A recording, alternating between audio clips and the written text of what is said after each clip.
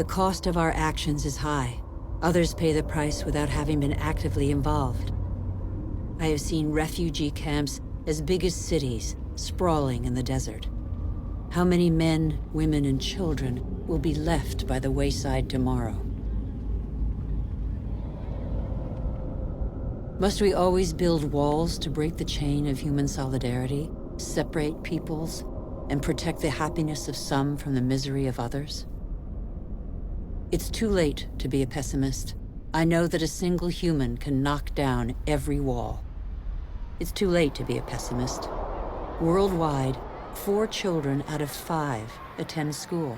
Never has learning been given to so many human beings. Everyone, from richest to poorest, can make a contribution.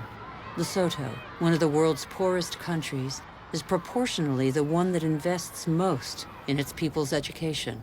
Qatar, one of the world's richest states, has opened its doors to the best universities. Culture, education, research, and innovation are inexhaustible resources.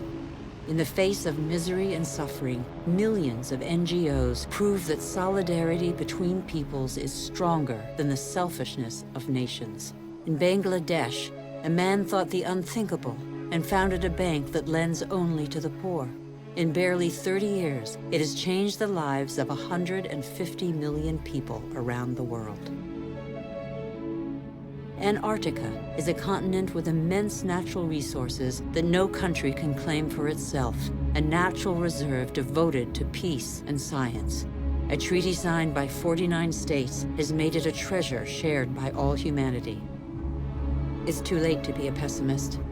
Governments have acted to protect nearly 2% of the world's territorial waters. It's not much, but it's 2 times more than 10 years ago. The first natural parks were created just over a century ago. They cover over 13% of the continents.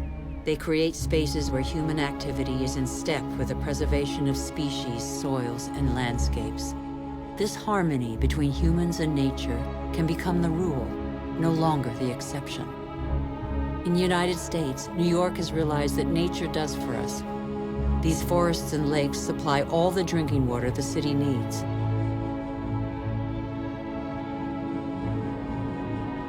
In South Korea, the forests have been devastated by war. Thanks to a national reforestation program, they once more cover 65% of the country. More than 75% of paper is recycled.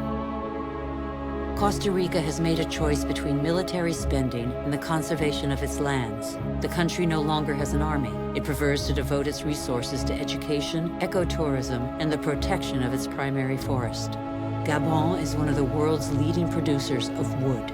It enforces selective logging, not more than 1 tree every hectare. Its forests are one of the country's most important economic resources, but they have the time to regenerate.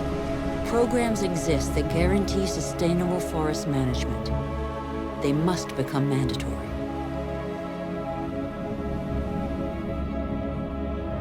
For consumers and producers, justice is an opportunity to be seized. When trade is fair, when both buyer and seller benefit, everybody can prosper and earn a decent living.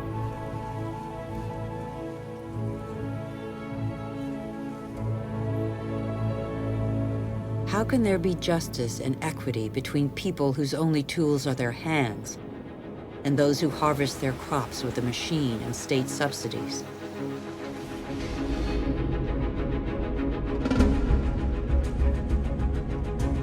Let's be responsible consumers. Think about what we buy. It's too late to be a pessimist. I've seen agriculture on a human scale. It can feed the whole planet if meat production doesn't take the food out of people's mouths. I have seen fishermen who take care what they catch and care for the riches of the ocean. I have seen houses producing their own energy. 5,000 people live in the world's first ever eco-friendly district in Freiburg, Germany. Other cities partner the project. Mumbai is the 1,000th to join them. The governments of New Zealand, Iceland, Austria, Sweden, and other nations have made the development of renewable energy sources a top priority. I know that 80% of the energy we consume comes from fossil energy sources. Every week, 2 new coal-fired generating plants are built in China alone. But I have also seen, in Denmark, a prototype of a coal-fired plant that releases its carbon into the soil rather than the air. A solution for the future? Nobody knows yet. I have seen in Iceland an electricity plant powered by the Earth's heat, geothermal power. I have seen a sea snake lying on the swell to absorb the energy of the waves and produce electricity.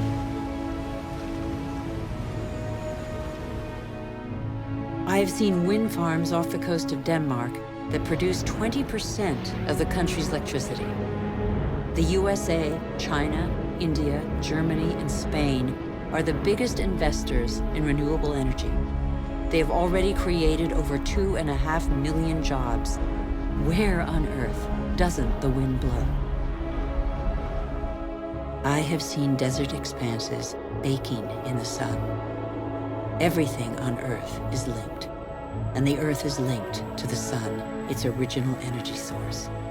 Can humans not imitate plants and capture its energy? In 1 hour, the sun gives the Earth the same amount of energy as that consumed by all humanity in 1 year. As long as the Earth exists, the sun's energy will be inexhaustible. All we have to do is stop drilling the Earth and start looking to the sky. All we have to do is learn to cultivate the sun.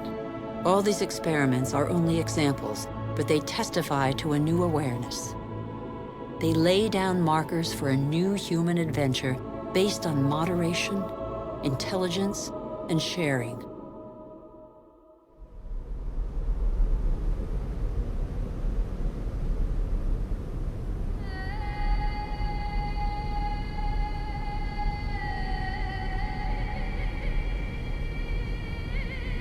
It's time to come together. What's important is not what's gone, but what remains. We still have half the world's forests, thousands of rivers, lakes, and glaciers, and thousands of thriving species. We know that the solutions are there today. We all have the power to change. So what are we waiting for?